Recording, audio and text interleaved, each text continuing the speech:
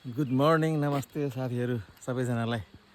आज हामी यो साइक्लिङ क्रममा अलिक फरक किसिमले आएको छौँ। यो चाहिँ हामी यति बेला यो हुरुहुरे खोला माथि बनेको पुलमा छु।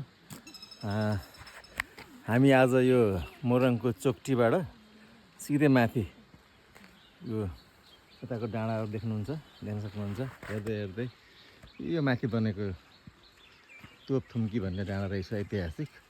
त्यहाँसम्म साइक्लिङ गर्दै पुग्ने इच्छा छ, विचार छ।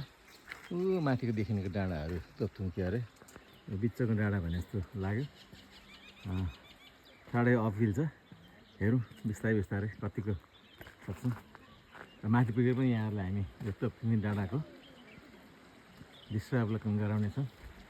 हाम्रो विनय सर पनि ल अपहिल बिस्तारै मजाले एउटै पेसले आउँदै हुनुहुन्छ, रमाइलो छ। यो चाहिँ हुरुरे खोला रे, हुरुरे। यो ठाउँ रमाइलो दामी छ एकदम। हामी जाने माथि डाँडा।